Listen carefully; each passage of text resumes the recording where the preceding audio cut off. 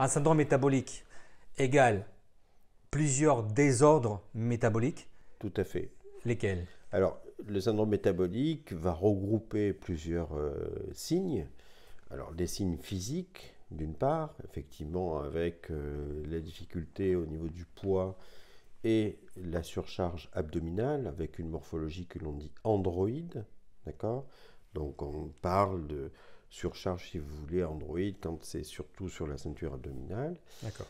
On va avoir des désordres physiques que l'on peut mesurer comme l'hypertension artérielle et on peut avoir des désordres métaboliques que l'on peut mesurer au niveau sanguin par exemple, hypertriglycéridémie et éventuellement diabète. Avec l'intérêt, si vous voulez, comme on en a parlé tout à l'heure, de la mesure de l'insulinémie et du calcul de l'index HOMA, H-O-M-A, qui est finalement plus précis que la simple mesure de la glycémie. Donc le HOMA, H-O-M-A, qu'on fait du coup en labo, donc on est obligé de Oui, passer par la prescription de médecin et par une prise prise de sang. Euh, Qu'est-ce qu'il donne exactement cette mesure qu'on ferait du coup en labo? Parce que là, pour le coup, on distingue les choses qu'on peut voir et ressentir Oui. et les choses qu'on fait en labo. Alors, si on veut s'intéresser à la longévité, on va à un moment ou à un autre être obligé de faire un bilan sanguin, parce qu'on ne peut pas tout voir, entre guillemets, en examinant quelqu'un ou en s'auto-examinant. Dans les bilans sanguins, il y a toute une liste de choses que l'on peut faire. L'index HOMA, si vous voulez, c'est le rapport entre l'insuline et le glucose, c'est-à-dire à quel prix vous êtes obligé de maintenir votre glycémie normale. La glycémie peut rester normale, donc le diabète c'est défini lorsque la glycémie est supérieure à 1,26 g par litre. La glycémie normale, elle est à 1 g par litre. Entre les deux, on va dire, qu'est-ce qui se passe? Entre le 1 et 1,26. Entre 1 et 1,26. Donc là, c'est l'intérêt du mesure de l'insulinémie en même temps et le calcul de l'index HOMA. Si votre index est supérieur à 2, ça veut dire que vous êtes obligé déjà de sécréter un peu plus d'insuline que la normale pour maintenir votre taux de sucre à un niveau normal. Donc ça veut dire qu'il y a déjà un point d'alerte et ça veut dire qu'il faut déjà prendre des mesures diététiques, activité physique, etc. J'ai une question que je me suis posée. Elle est suivante. Quand d'habitude, une personne normale qui n'est pas encore rentrée dans cette logique de ralentissement, optimisation de longévité, si vous voulez, elle va faire des prises de sang, soit quand cette personne a un problème, Mmh. donc, ou à titre préventif, éventuellement, une fois par an. Ce qui se passe, c'est qu'on fait une prise de sang à jeun une fois tous les 6 mois, tous les ans.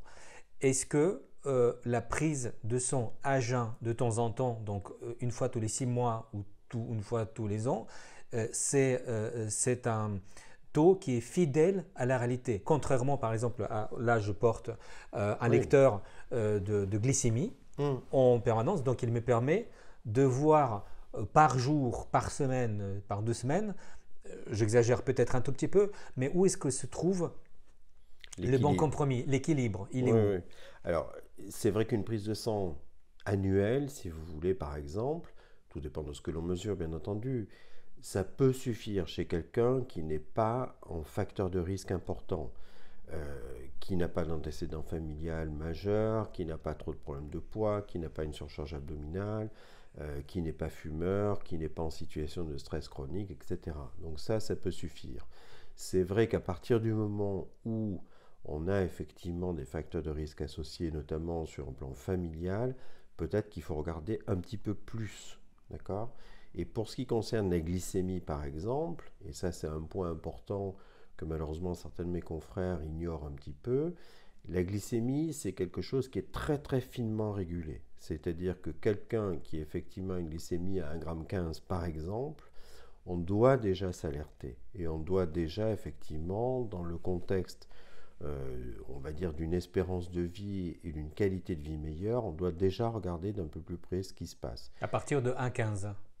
Même peut-être un peu avant, ça dépend du contexte là aussi familial. Si dans votre famille il y a des accidents cardiovasculaires à un âge relativement jeune et de façon relativement répétitive, il faut peut-être regarder d'un peu plus près ce qui se passe. Et donc pour ces personnes-là, si vous voulez, faire une prise de sang annuelle, ça suffit probablement pas. Ce Donc, serait quoi votre recommandation dans ce cas-là? moi je pense qu'il faut, si effectivement on est en situation de risque relativement important, tous les 6 mois au moins, voire tous les 3 mois. Est-ce que la prise de sang à jeun reflète uniquement un instant de vie ou est-ce qu'elle est représentative de 6 mois? Elle est C'est ça la question. relative. Parce que c'est une Oui, photo oui, oui. dans l'instantané, on est Je d'accord? comprends très bien, oui, c'est effectivement une représentation instantanée d'un instant T. Et autrefois, si vous voulez, par exemple chez les patients diabétiques, quand on n'avait pas le dosage de l'hémoglobine glyquée, je rappelle, c'est la moyenne des glycémies sur les 3 mois précédents, d'accord, à peu près. Donc il est clair que le dosage de l'hémoglobine glyquée est beaucoup plus fidèle pour connaître la qualité de l'équilibre glycémique chez un patient diabétique. Chez les patients diabétiques, autrefois, quand on n'avait pas ce dosage-là, il leur suffisait par exemple de faire un régime très strict dans la semaine qui précédait la prise de sang et ils arrivaient avec des résultats glycémiques satisfaisants. Donc vous avez raison, ça n'est qu'un reflet instantané. Mais encore une fois, est-ce qu'il faut de façon très répétitive faire des glycémies tous les 2 mois pour voir où on en est? C'est peut-être pas vrai pour tout le monde non plus. Donc c'est vraiment, et c'est pour ça que c'est compliqué, c'est vraiment en fonction de chaque individu et en fonction de ce que l'on veut obtenir. C'est toujours le même problème. Est-ce que vous voulez vraiment obtenir, j'allais dire, une sécurité absolue qui malheureusement n'existe pas? Non. Et donc à ce moment-là, vous allez faire des examens itératifs, ou est-ce que vous êtes dans une situation correcte et à ce moment-là, un bilan sanguin annuel va suffire. Donc il faut adapter en fonction de chaque cas particulier. Quand on parle de syndrome métabolique et d'autres dangers liés à la glycémie ou les facteurs de vieillissement en général, quels sont les facteurs particuliers pour les femmes, contrairement aux hommes? Où est-ce qu'une femme, à partir de quel âge, devrait faire attention quand elle envisage le vieillissement, si vous Oui, oui, voulez? tout à fait. Alors, chez les femmes, si vous voulez, le problème, il est hormonal. C'est-à-dire qu'on sait qu'il y a une relative protection, notamment sur un plan cardiovasculaire, jusqu'à la période euh, périménopausique, on va dire. Donc, jusqu'à cette période-là, et probablement liée, si vous voulez, aux sécrétions des œstrogènes, on a une protection cardiovasculaire. Après, c'est vrai que le risque cardiovasculaire de la femme rejoint celui de l'homme après la ménopause. Donc c'est ça la spécificité pour la femme. Et Autour de donc, autour de quel âge est-ce qu'il y a? autour de la ménopause, qui est la cinquantaine, depuis la nuit des temps, l'âge de la ménopause moyenne n'a pas changé chez la femme, depuis la nuit des temps. Donc là, il y a une programmation euh, qui nous échappe pour le moment sur les mécanismes, mais la femme, elle est ménopausée en moyenne à 50 ans, toujours. Qu'est-ce qu'elle change et qu'est-ce qu'elle doit prendre en compte, y compris dans sa démarche préventive ou dans sa Alors, démarche anti-vieillissement? Alors dans sa démarche, il y a là aussi des choses qui lui échappent et des choses qui lui échapperont pas. Donc génétique et le train de vie, l'épigénétique, si vous voulez. Toujours le même problème. Et ce qui effectivement ne lui échappe pas, c'est qu'effectivement on a cette barrière de la ménopause avec une diminution brutale de la sécrétion des œstrogènes par perte de l'activité hormonale des ovaires. Et donc la question qui se pose après, c'est effectivement la question d'une supplémentation en œstrogène chez la femme, le traitement hormonal substitutif, qui a fait couler beaucoup, beaucoup d'encre, avec notamment des papiers qui sont aujourd'hui relativement anciens sur une minime augmentation du risque de cancer du sein chez la femme traitée, et ça je pense aujourd'hui que toutes les femmes le savent. Mais on sait que d'une part, ce risque, il est minime. De mémoire, je pense qu'il doit être à 1,3, c'est-à-dire que le risque à 1, c'est pour tout le monde. Le risque à 1,3, c'est pour la femme traitée par œstrogène après la ménopause. Donc c'est après la ménopause, Le- supplémentation. la supplémentation hormonale chez la femme traitée va très légèrement augmenter le risque de cancer du sein. Alors c'est très embêtant bien entendu, sauf que on sait très bien que d'une part ce sont des cancers qui sont moins agressifs que chez les femmes non traitées, Et d'autre part, on sait pertinemment qu'ils sont traités beaucoup plus tôt parce que pris en charge beaucoup plus tôt. Mais dans ce cas, Généralement, si vous voulez, une femme qui a un traitement hormonal substitutif, elle va voir son gynécologue très régulièrement ou son endocrinologue, parce que certains endocrinologues font aussi du traitement hormonal substitutif. Et donc, il y a une surveillance médicale qui est beaucoup plus stricte, beaucoup plus régulière que chez une femme non traitée. Une femme non traitée, on va trouver la plupart du temps un cancer à un stade relativement avancé. Chez une femme qui est traitée, à partir du moment où elle consulte très régulièrement, les cancers sont dépistés beaucoup plus tôt, ils sont moins agressifs, et finalement, la survie des femmes non traitées est moins bonne que la survie des femmes traitées par traitement hormonal substitutif. C'est-à-dire que d'un côté, vous augmentez le risque, c'est vrai, c'est une réalité, l'augmentation est extrêmement modeste, mais elle existe, et par contre, la survie est meilleure chez les femmes traitées.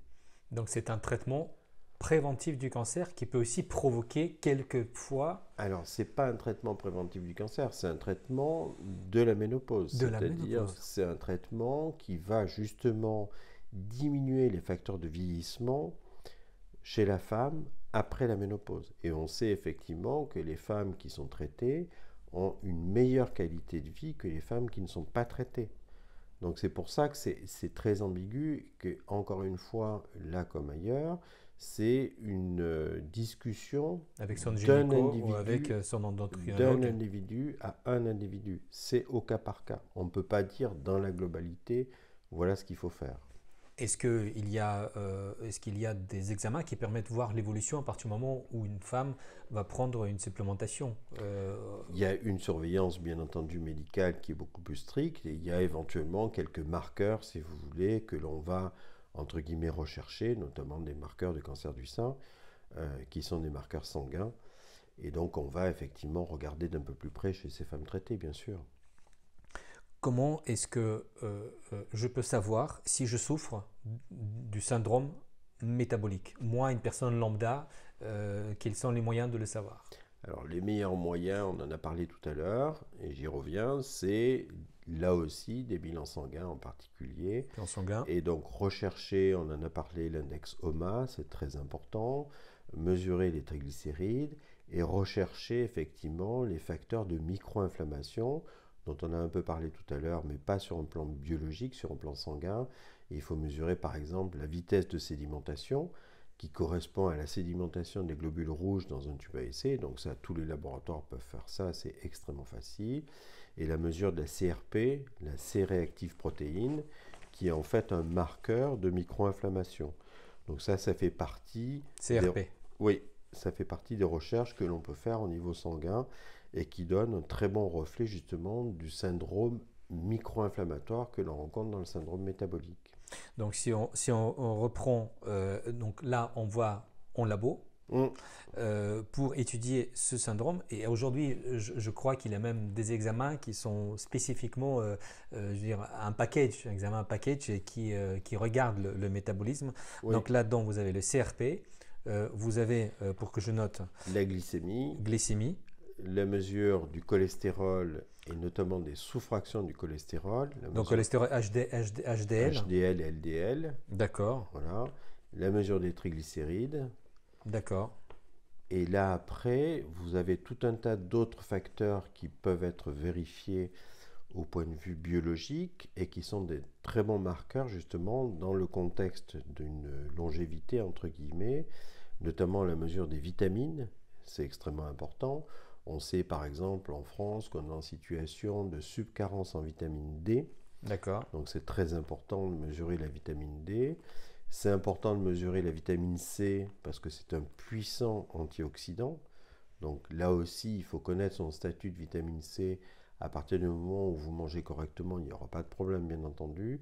Mais chez quelqu'un qui ne mange pas très bien, qui de surcroît est fumeur parce que le tabagisme fait diminuer beaucoup le taux de vitamine C, vous risquez d'avoir des mauvaises surprises. On peut mesurer aussi la vitamine E, qui est aussi une vitamine extrêmement importante dans le mécanisme antioxydant. Donc c'est important de mesurer tout ça. Et donc ça fait partie, on va dire, du bilan de base. Alors après, on aura peut-être l'occasion d'en reparler. Dans le bilan de base, il y a certaines choses qu'il faut mesurer au point de vue hormonal. Ça semble là aussi important. Mesurer par exemple la situation au niveau des glandes surrénales, qui effectivement... Est-ce que c'est aussi une prise de sang? C'est aussi dans les prises de sang, puisqu'on est parti dans les prises de sang, on peut en parler. Donc dans les prises de sang au niveau hormonal, il faut vérifier la fonction des glandes surrénales et en particulier mesurer, et c'est très important, le taux de sulfate de DHEA. On a beaucoup parlé de ça à une époque. À l'époque, c'était Kouchner qui était notre ministre de la Santé, donc ça remonte à quelques années. On peut mesurer le taux de cortisol aussi, ça c'est très important. Là aussi, dans de bonnes conditions, ça permet de savoir comment fonctionnent les glandes surrénales. Chez l'homme, on peut mesurer le taux de testostérone, qui va effectivement donner un bon reflet de l'activité au niveau des testicules, bien entendu. Mesurer ce qu'on appelle la SHBG, qui est la Sex Hormone Binding Globulin, qui là aussi est un bon reflet de l'activité hormonale, mais aussi un bon reflet de l'activité inflammatoire, et voir un peu où on en est au niveau de la fonction thyroïdienne, parce que la thyroïde, on sait, est souvent impactée, et on peut malheureusement avoir, par des dérèglements hormonaux thyroïdiens, une altération du statut métabolique, notamment par exemple au niveau du métabolisme des graisses et aussi au niveau du métabolisme des sucres. Donc c'est important de savoir où on en est au niveau de la fonction thyroïdienne. Donc tout ça, ça fait partie du bilan, si on veut, de syndrome métabolique. Enfin, en tout cas, une grosse partie. Ça fait partie du bilan, si vous voulez, non seulement du syndrome métabolique, mais aussi du bilan, entre guillemets, longévité. Bilan longévité. Si on fait ce bilan-là, alors il y aurait éventuellement d'autres choses à mesurer, mais si on fait ce bilan-là, on a déjà un très bon reflet. On peut mesurer aussi en plus dans le bilan longévité qui n'appartient pas directement au syndrome métabolique, on peut mesurer la sérotonine, qui est en fait une neurohormone, qui est l'hormone entre guillemets du bonheur et de l'antistress, ça c'est très très important. Et puis on peut mesurer le taux de sélénium, qui est un oligoélément, qui est un puissant antioxydant qui intervient dans la qualité de la synthèse hormonale. Donc ça fait partie des choses que l'on peut mesurer et après bien sûr voir sur un plan plus général comment fonctionne le foie, comment fonctionnent les reins. Ça au niveau du bilan sanguin, ça peut se faire de façon extrêmement simple.